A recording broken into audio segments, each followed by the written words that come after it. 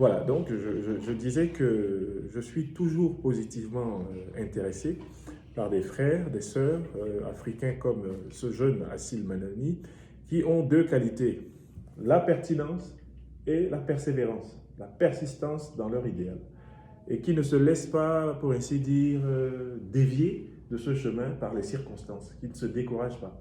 Parce que c'est avec eux qu'on peut bâtir une nouvelle civilisation africaine. Ce sont des gens qui sont les mêmes, quoi qu'il arrive. Quand le meilleur est là et quand le pire est là, ils sont quand même les mêmes. On peut être sûr, en disant c'est Assil Manani qui s'occupe de telle affaire, qu'il va vraiment s'en occuper tant qu'il a la force et le souffle de vie. Et ça, c'est une qualité fondamentale de leader communautaire. Merci beaucoup. Avoir des habitudes saines, de travail intellectuel, de travail social, de travail spirituel, ne jamais les changer, Merci ne beaucoup. jamais les troquer. Jamais. Donc, pour moi, c'est ça la verticalité d'abord de la personne. Et ensuite, se rapprocher de personnes qui représentent notre idéal ou qui l'incarnent d'une manière ou d'une autre. Et faire confiance que si ces personnes sont vraiment ce que nous pensons, mais le lien va se faire. Tout à fait. Ne jamais avoir peur des distances, ne jamais avoir peur des silences, Tout à fait. ne jamais avoir peur des difficultés qui apparaissent. Savoir qu'entre deux êtres humains, le lien le plus profond, c'est le lien de l'âme. Quand l'âme touche l'âme, le lien est établi. Tout à fait. Tout le reste va s'organiser une fois que le vrai contact est établi. Donc, il ne faut pas se précipiter sur des contacts physiques, sur des rencontres, sur des opportunités. Il faut se demander si l'essentiel est garanti. Tout à fait. Est-ce que je partage avec cette personne les valeurs essentielles de vie? Et si c'est le cas, mais nous sommes condamnés à œuvrer ensemble. Parce que ça veut dire que sur le plan de l'esprit, nous faisons déjà société. Alors, moi, c'est comme ça que je construis mes relations humaines en général et mes relations dans le domaine politique. Je laisse les gens me montrer qui ils sont. Je les lis, je les observe, je les écoute. Et je souhaite que moi-même, c'est comme cela qu'on m'apprécie. J'ai beaucoup de méfiance avec les adhésions spontanées, mais chaleureuses et parfois extatiques et même hyper enthousiastes. Derrière le zèle de circonstances se cache parfois une compréhension superficielle. Tout à fait. Quand l'adhésion devient lucide, déterminée, calme, apaisée, mais en même temps naturelle, voilà, cette adhésion-là, elle forme une vraie société de gens qui peuvent combattre ou transformer la société. Tout à fait. Alors, moi, je pense que le Tchad est un vrai crève-cœur pour nous tous parce que chaque fois que le Tchad a produit quelques-uns des meilleurs esprits que l'Afrique ait jamais connus, il s'est produit quelque chose au Tchad pour détruire ces esprits. Malheureusement. C'est un mystère pour moi. Le Tchad est le lieu où on peut appliquer le concept kantien de grandeur négative.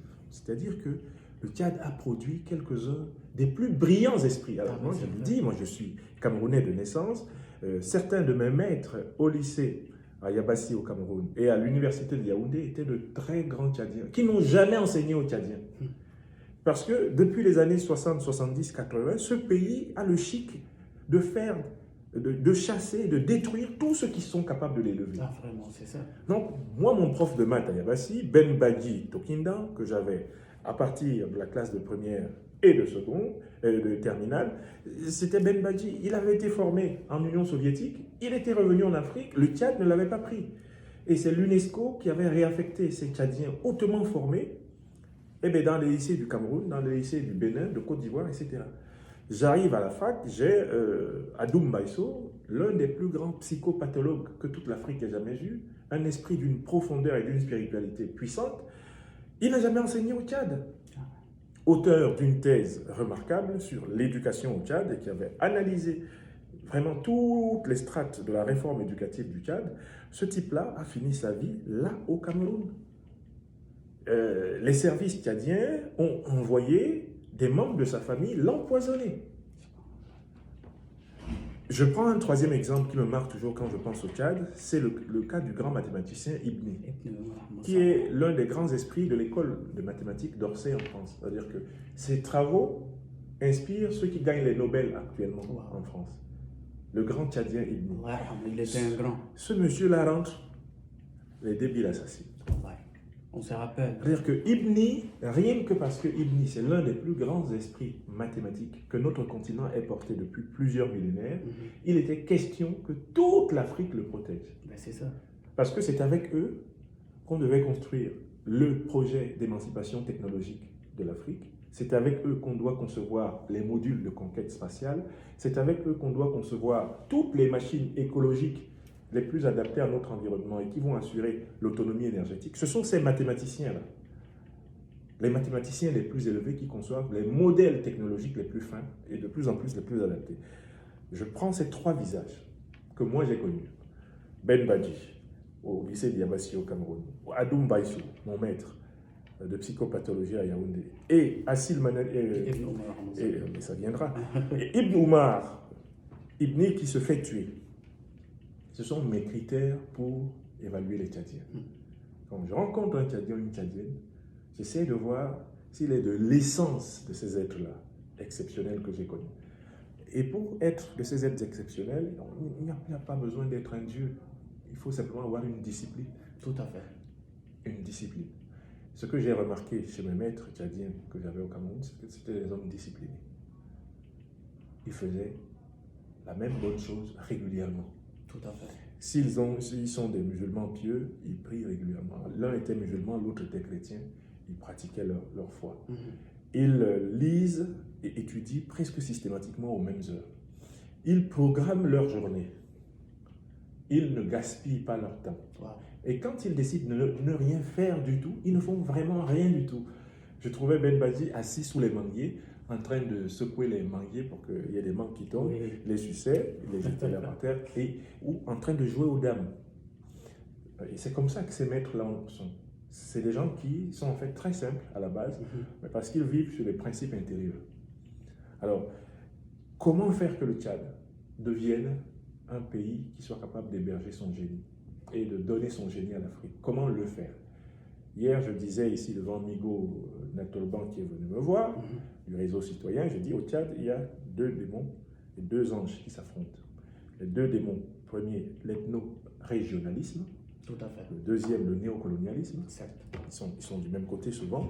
Et de l'autre côté, deux anges. Le premier, le nationalisme, le patriotisme tchadien. Et le deuxième, le panafricanisme révolutionnaire tchadien. Tout à fait. Ce qu'on doit espérer, c'est que au Tchad, ces deux forces se confrontent et que la force nationaliste et panafricaniste l'emporte sur la force néocolonialiste et ethno-régionaliste. Mais il faut pour cela que les intellectuels, les hommes politiques, la société tchadienne prennent conscience de ces deux forces démoniaques et angéliques qui travaillent. Moi, ce que je crains pour le Tchad, c'est un affrontement sans conviction de part et d'autre. Est-ce qu'il se passe actuellement? Oui, il y a un affrontement de gens qui n'ont aucune conviction. Opposition, oui, activiste. Mais alors, on prend par exemple le bloc néocolonialiste et, comme je l'appelle, ethno-régionaliste. Le problème que le Tchad a, c'est que ce bloc, on le trouve au pouvoir et dans l'opposition. Tout à fait. C'est-à-dire qu'il y a des gens qui sont au pouvoir qui estiment que le Tchad ne va fonctionner que si Déby et un clan composé de Zarawa et de Goran contrôlent l'essentiel de l'appareil d'État. Mais il y a des gens dans l'opposition et on leur a fait croire qu'il faut partitionner le Tchad. Exactement. Parce qu'il va falloir que ce soit quelqu'un d'une ethnie du sud du Tchad, je ne sais pas, comme Succès Masra, etc. Lui et lui tout seul, lui aussi va reformer l'armée, repenser l'armée, redonner au sud le pouvoir qu'il aurait perdu après Tombabay. Et là, hop, on va pouvoir changer le Tchad. Or, c'est exactement le projet qui est en cours. Exactement. C'est-à-dire que l'opposition propose le projet que le pouvoir des Déby a pratiqué depuis plus de 30 ans. Donc, en fait, on n'a pas de perspective. La vraie perspective, c'est de construire un bloc panafricaniste nationaliste tchadien qui soit au-delà des oppositions ethno-régionales. Et ce bloc-là, appuyé par les panafricanistes, doit se préparer à la grande confrontation avec le bloc néocolonialiste. C'est exactement ça ce qu'il faut. Là, il y a donc un travail à mener, d'abord pour convaincre intellectuellement les gens que c'est ça le problème, et ensuite pour structurer le mouvement politique national qui va porter cette alternative transrégionale, transreligieuse, comment on va dire, partisane, mais patriotique et panafricaniste. C'est la seule issue. Voilà. Moi, j'ai envoyé des tas de messages à Succès Masra, à l'époque pour lui dire que je pouvais l'introduire auprès des dirigeants maliens, burkinabés, nigériens maintenant, et même à une certaine mesure guinéens, que je pouvais le rapprocher de mon ami et leader ivoirien Guillaume Soro pour vraiment l'aider à développer cela. Que je l'aiderais éventuellement à approcher les grandes puissances du monde multipolaire, où j'ai quelques amis, que j'attendais qu'il fasse signe. Mais il n'a jamais fait signe. Je l'ai vu se lever, aller aux États-Unis, chercher le soutien américain, se lever, aller en France, chercher le soutien français. Mais les États-Unis et la France sont les puissances tutélaires du grand cercle. Oui, confirme. Après, et donc, voilà, je n'ai pas eu le sentiment que Succès Masra ait compris l'importance de construire la vraie alternance et la vraie alternative, c'est-à-dire d'incarner le bloc nationaliste, patriotique et panafricaniste tchadien contre le bloc néocolonialiste et ethno-régionaliste. Et ce bloc-là, je le dis encore, il est réparti entre des Tchadiens de toutes les régions. Alors, à partir du moment où cela n'est pas possible manifestement avec lui, d'autant plus que lui, manifestement, croit que les Français et les Américains vont à un moment donné lui donner sa chance de gouverner le Tchad, la question qui se pose, c'est de regarder la société tchadienne et quelles sont les nouvelles figures qui peuvent émerger. Exactement. Alors moi, dans mon souvenir personnel, il y a quelqu'un avec qui je parle sur Telegram depuis 1, 2, 3 ans, qui m'envoie des messages, qui souhaite que nous discutions. Il y a un jeune, Assil Manani, qui m'a raconté qu'il est issu d'une famille de pouvoir, qui ne m'a rien caché de tout le background qui l'entoure, et en même temps du fait qu'il se définit par lui-même. Donc, si je viens à Montréal et que ce jeune homme veut me rencontrer, mais je vais le rencontrer et je vais lui suggérer de travailler sérieusement maintenant sur l'incarnation de l'alternative patriotique et panafricaniste tchadienne. Il faut rassembler des Tchadiennes et des Tchadiens qui sont convaincus que c'est ça le chemin.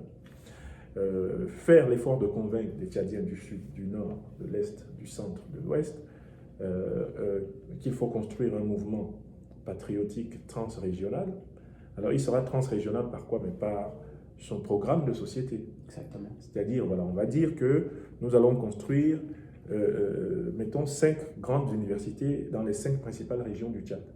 Ça, c'est notre première ambition, donner un niveau de formation supérieur à 5 grandes régions du Tchad. Le nord, le sud, l'est, l'ouest, on va quadrillé par de très grandes universités. L'argent du pétrole, on va l'utiliser pour les bâtir.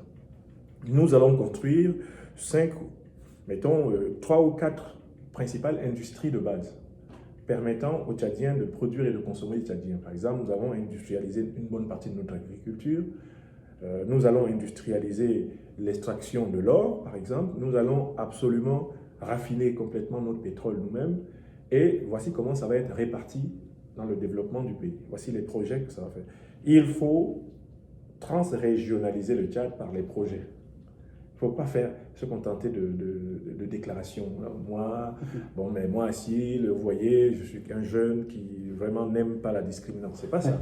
Je veux être un leader tchadien qui va réaliser l'autonomie énergétique du Tchad.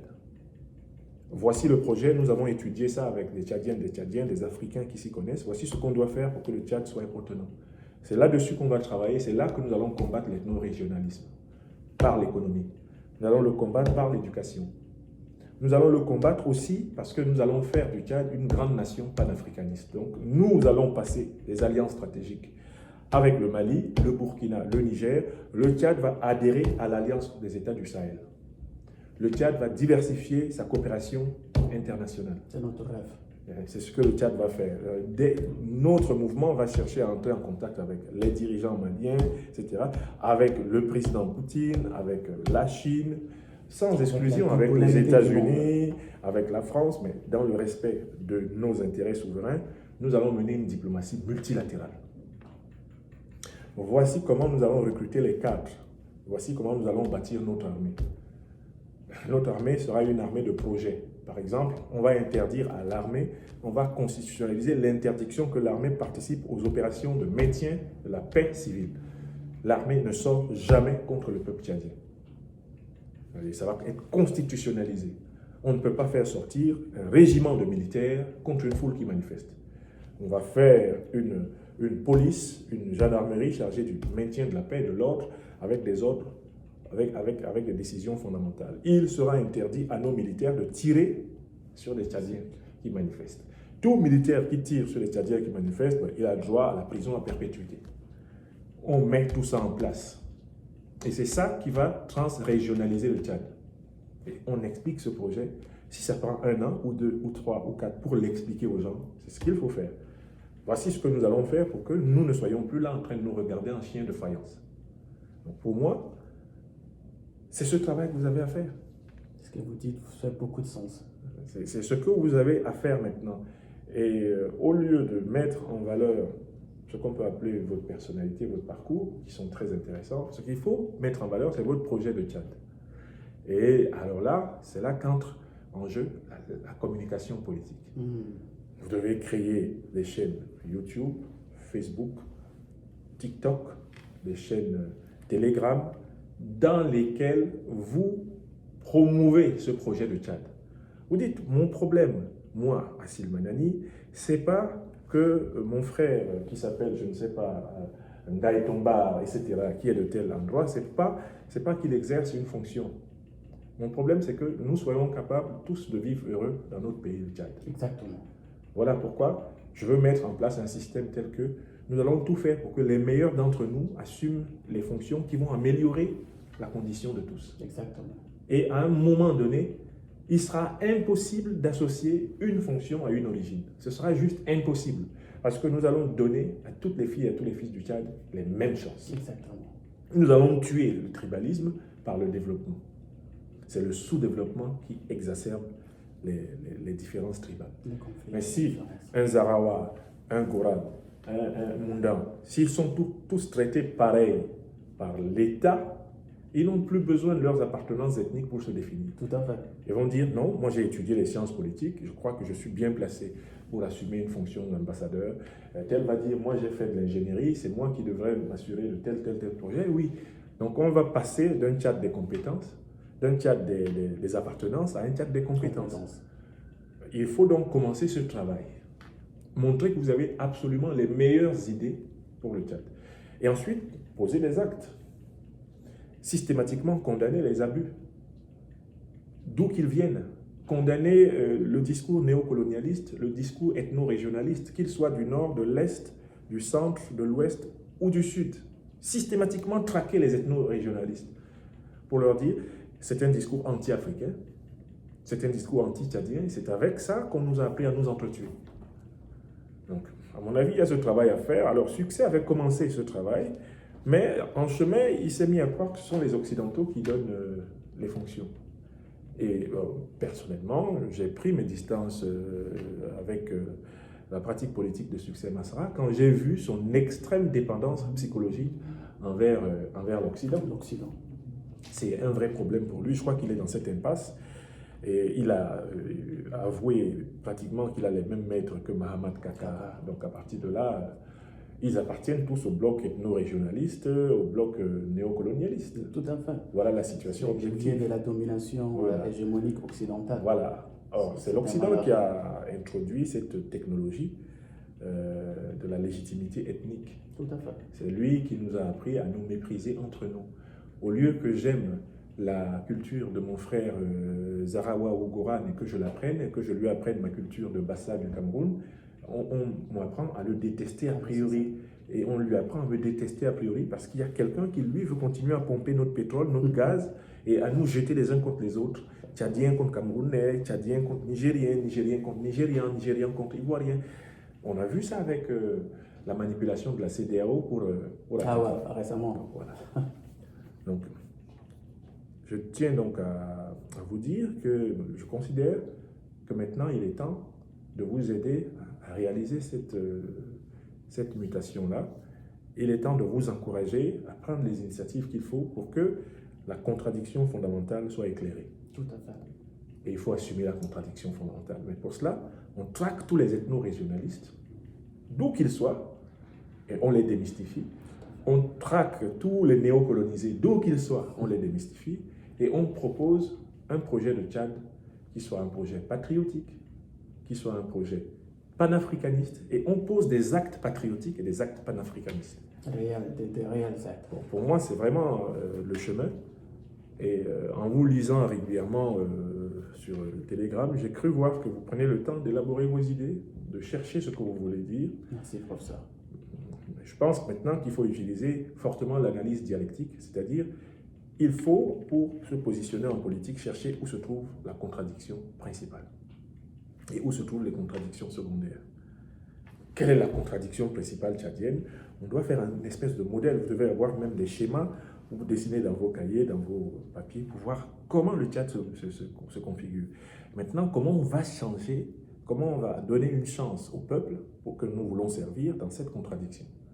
Quelles sont les opérations pour modifier la contradiction en faveur de nos intérêts? Et il faut commencer ces opérations. Mais pour ça, il faut d'abord convaincre le plus large nombre de cadres du mouvement.